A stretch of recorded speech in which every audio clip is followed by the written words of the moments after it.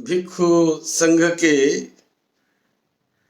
वर्षावास के अवसर पर विशेष धम्म देशना आज दिनांक 22 अगस्त 2020। ये धम्म देशना हम मूल पाली त्रिपिटक के मूल ग्रंथों से ये धम्म देशना दे रहे हैं, जिस पाली त्रिपिटक में तथागत भगवान बुद्ध की ओरिजिनल वाणी, मूल वाणी संग्रहित है। और उन्हीं ग्रंथों में से एक ग्रंथ अंगुत्तर निकाय पर उनके कुछ महत्वपूर्ण ऐसे सूत्रों पर हम धम्म देशना दे रहे हैं। चिरं तिष्ठन्तु सद्धम्मो लोको हन्तु सुखी सदा।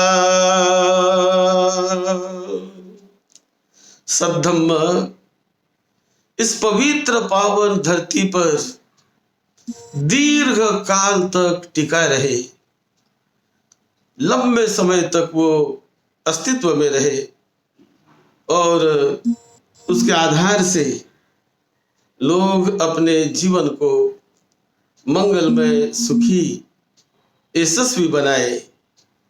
यही मंगल भावना, मंगल मैत्री तथागत भगवान बुद्ध के महाकारुणिक हृदय से हमेशा प्रकट होती थी। तथागत बुद्ध की देशना वो आदमी का उत्थान करने के लिए है, मनुष्य के लिए है कि हर एक मानव अपना कैसा उत्थान कर सकता है, विकास कर सकता है, अपने परिवार का कैसा विकास कर सकता है, समाज का कैसा उत्थान कर सकता है। यही मूल भावना तथागत बुद्ध के हृदय में थी। आज हम अंगुत्तर निकाय के एक बड़े महत्वपूर्ण कुछ सूत्र पर हम चर्चा करेंगे। एक बड़ा महत्वपूर्ण ऐसा सूत्र अंगुत्तर निकाय में है, सिंह सेनापति सूत्र। एक बार तथागत भगवान बुद्ध वैशाली में विहार करते थे। वैशाली के कुटागार विहार में, शाला में, सूत्र में आता है, एकं समयं भगवा वेशालियं विहरति महावने कुटागार शालायं अथको सिंहो सेनापति येन भगवा उपसंकमित्वा भगवन्तं अभिवादित्वा एकमन्तं निषीदि। वो सिंह सेनापति बहुत बड़े पद पर वो व्यक्ति था। तो वो तथागत भगवान बुद्ध को मिलने के लिए आया। बुद्ध जहां विहार करते थे वहां पर, और मिलने के लिए आकर बुद्ध को पंचांग प्रणाम किया, अभिवादन किया, और अभिवादन करके एक और बैठ गया। और बैठकर बुद्ध को पूछने लगा, सखा सिहाती भगवा अवोच दायको सिंह दानपति बहुनो जनस्य पिय होती मनापो यंपि सिंह दायको दानपति बहुनो जनस्य पिय होती मनापो इदंपि संदिठिकं दान फलन। यानी उन्होंने जो प्रश्न पूछा कि भगवान, जो लोग दान देते हैं, सेवा करते हैं, त्याग करते हैं, उनका सांदृष्टिक फल, आंखों देखा फल क्या मिलता है? कौन से उनको मोटे रूप में सांदृष्टिक कैसे मिलते हैं सांदृष्टिक फल जो दान देने वाले दायक को?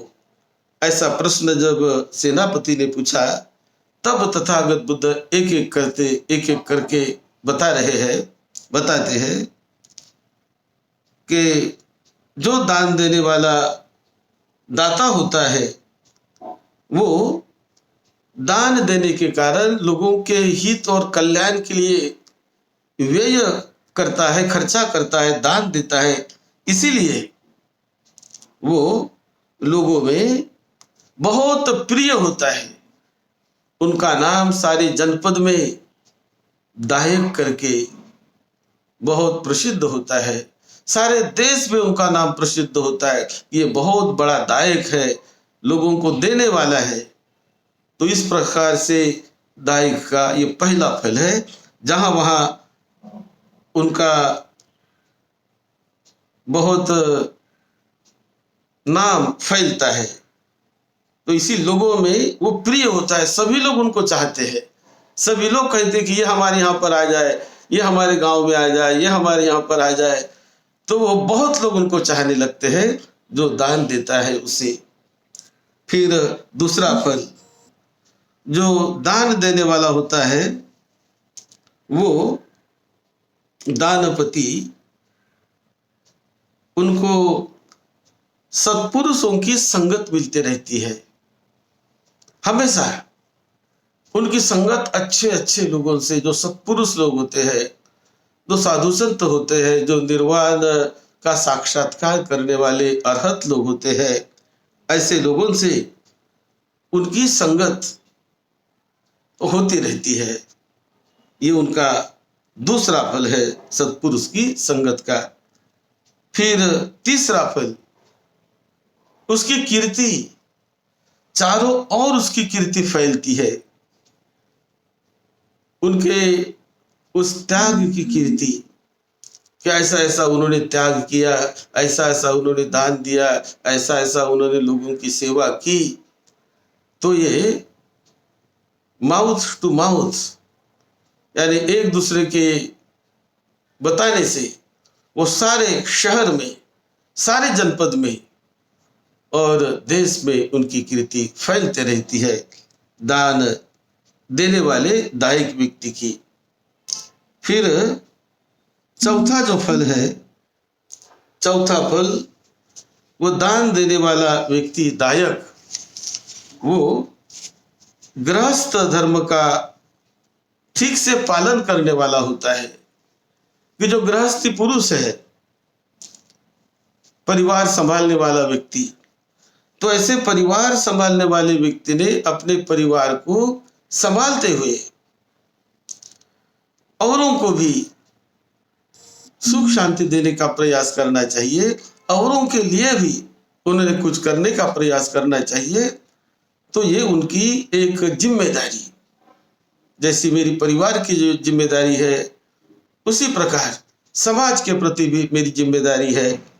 तो ये गृहस्थ की एक जिम्मेदारी मानी जाती है, जो सभ्य गृहस्थ होते हैं। तो इसीलिए ये उनका चौथा फल है कि वो अपने गृहस्थ धर्म को, अपने गृहस्थी के कर्तव्य को, क्या मेरा कर्तव्य है लोगों के प्रति, क्या मेरा कर्तव्य है सद्धम्म के प्रति, समाज के प्रति, इसे वो ठीक ढंग से संभालता है। इसीलिए ये वो अपने कर्तव्य का भली भांति पालन करता है। ये चौथा फल है। और फिर पांचवा फल, अब पांचवा फल के ऐसे व्यक्ति की मृत्यु हो जाने के बाद, शरीर छूटने के बाद, मृत्यु हो जाने के बाद, वो ऊंचे लोक में, सदगति में, देवता लोक में उनका जन्म होता है। क्योंकि मृत्यु तो होती ही है, मृत्यु से तो कोई बच नहीं सकता है। जो भी जन्मा है, चाहे वो धनी हो, चाहे गरीब हो, अमीर हो, चाहे सामान्य आदमी हो, चाहे बहुत पढ़ा लिखा हो, तो बच तो नहीं सकता, मृत्यु तो होने ही वाली है। लेकिन ऐसे दान देने वाले की जो मृत्यु होती है, मृत्यु के परांत उसको बहुत ऊंचे लोक में सद्गति मिलती है।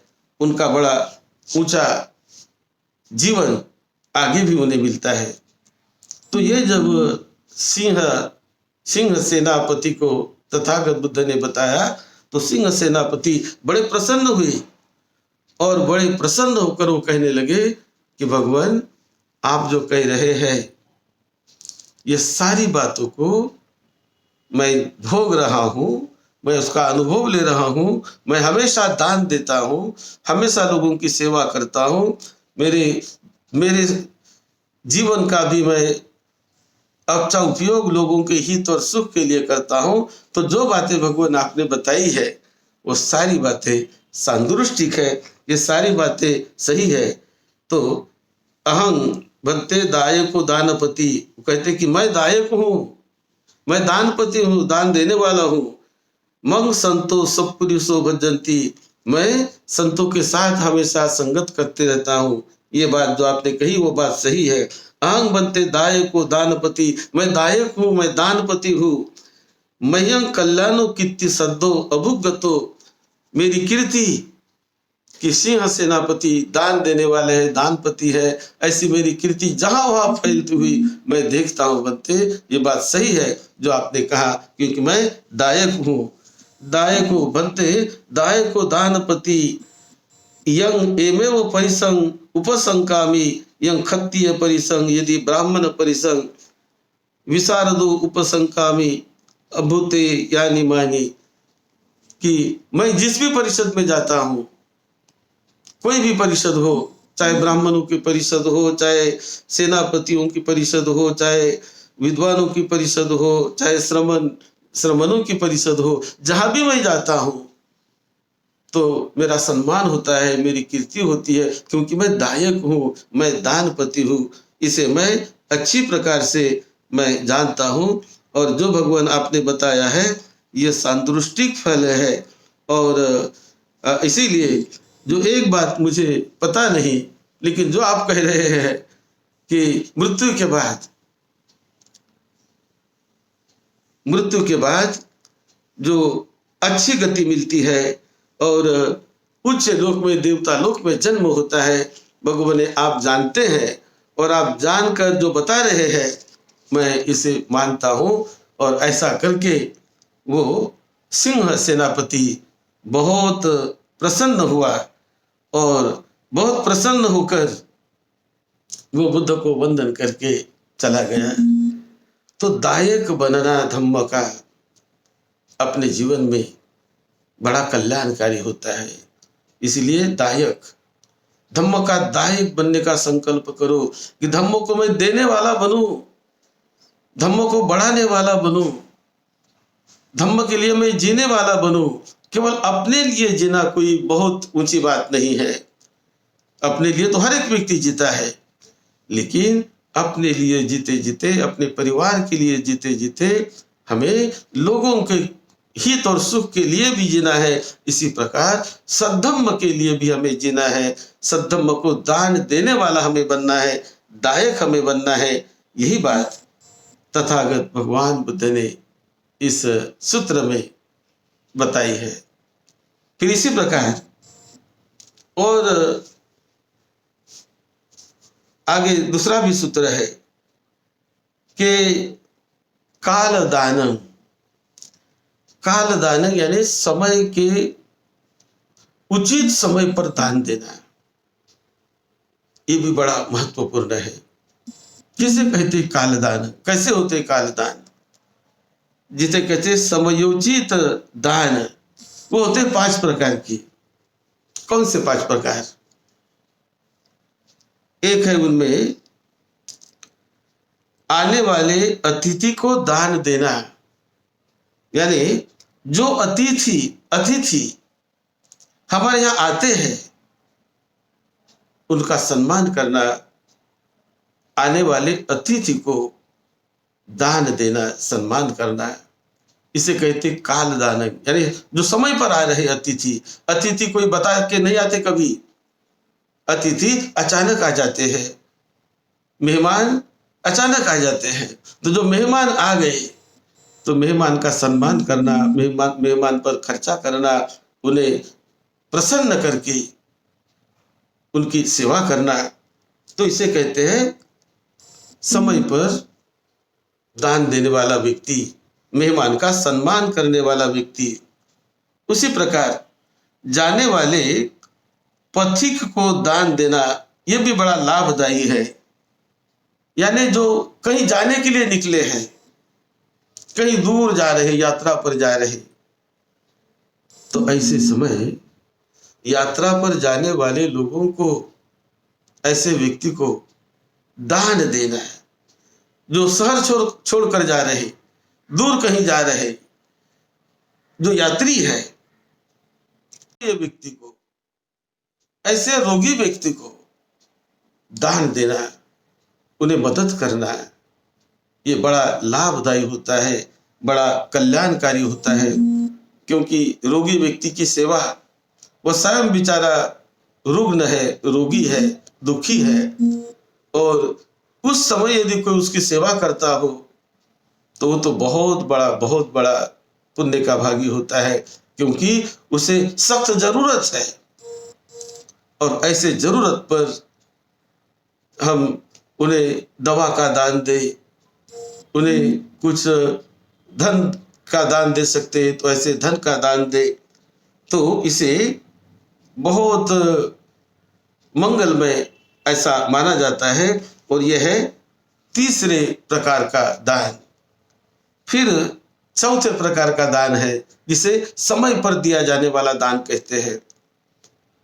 तो ये बीमार कोई व्यक्ति हुआ तो बीमारी के वक्त यदि किसी ने दान दिया, उसे मदद की सपोर्ट किया, तो बहुत कल्याणकारी कार्य उसने किया, क्योंकि उस समय जरूरत है उन्हें सपोर्ट करने की, इसलिए उसको बड़ा लाभदायी माना जाता है।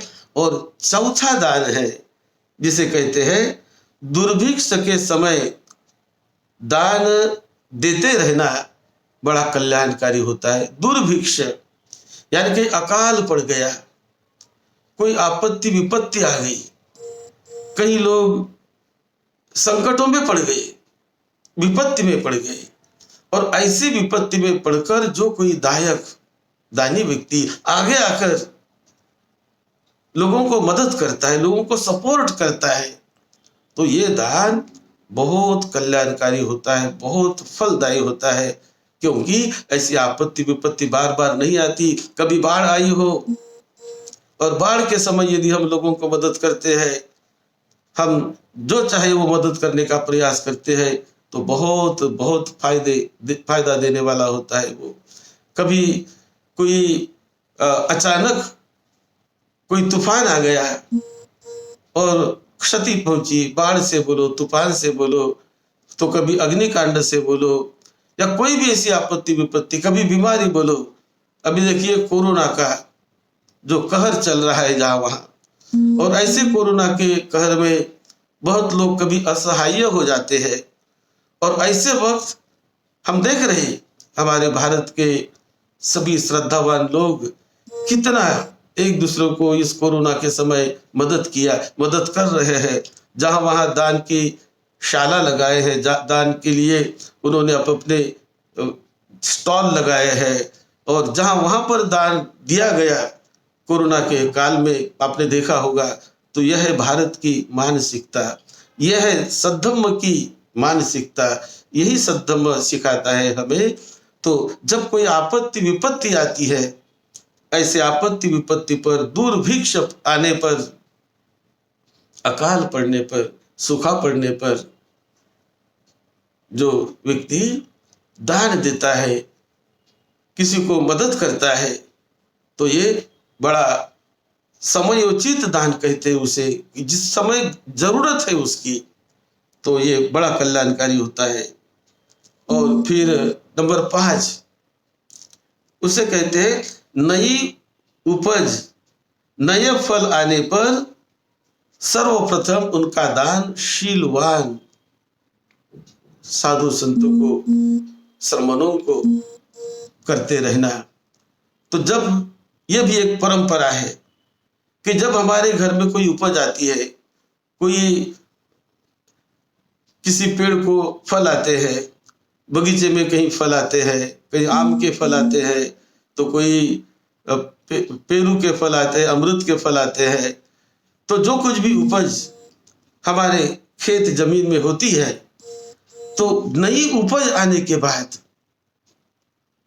पहला दान साधु संतों को, पहला दान सद्गुणी लोगों को, पहला दान सदाचारी लोगों को ऐसा जब देते हैं तो वो बहुत कल्याणकारी माना जाता है कि जो शीलवान लोगों को दान देना, सद्गुणी सदाचारी लोगों को दान देना, उपज आने के बाद पहला मतलब नई उपज आते ही बहुत लोग पहला दान वो सद्धम्म के लिए देते हैं, सद्गुणों की रक्षा करने वाले के लिए देते हैं, क्योंकि सद्गुण सदाचार ये केवल किताब में नहीं रहना चाहिए, उनका पालन करने वाले लोग होते हैं समाज में, उस रास्ते पर चलने वाले लोग होते हैं समाज में। सद्गुणों के सदाचार की रक्षा के लिए लोग संत का, साधु संत का जीवन जीते हैं, लोग भिक्षु का जीवन जीते हैं, त्याग का जीवन जीते हैं। काहे के लिए जीते हैं भिक्षु का जीवन? काहे के लिए लोग जीते हैं साधु संत का जीवन? वो केवल खाने पीने के लिए नहीं जीते, तो वो जीते हैं कि समाज में गुणों की रक्षा हो, सदाचार की रक्षा हो, सद्धम्म की रक्षा हो। जो सद्धम्म फिलोसॉफिकली ग्रंथों में, किताबों में बताया जाता है, जो सद्धम्म में गुरुओं द्वारा, महापुरुषों द्वारा सिखाया जाता है, तो वो सद्धम्म केवल किताबों में ना पढ़ा रहे, ग्रंथों में ना पढ़ा रहे, तो जो सद्धम्म होता है, जो सद्गुण होते हैं, ये सद्गुण प्रत्यक्ष जीवन में भी आने चाहिए, उसका साक्षात्कार होना चाहिए, दर्शन होना चाहिए। इसलिए हम देखते हैं कि सभी धर्म के परंपराओं में एक साधु संत का वर्ग होता है, एक धम्म गुरु का वर्ग होता है, कि जो वर्ग अपने उस सिद्धांतों को, वो तत्वों को वो अमल में लाता है, उसकी रक्षा करता है, उसके लिए जीता है, अपने जीवन को उन तत्वों के लिए वो समर्पित कर देता है, त्याग का जीवन जीता है। इसीलिए ऐसे जो सद्गुणों के संरक्षक लोग होते हैं, उनका जतन करने वाले लोग होते हैं, ऐसे जतन करने वालों को पूज्य भाव से वंदन करके दान देना, ये महान महान फलदायी होता है। तो इसे कहते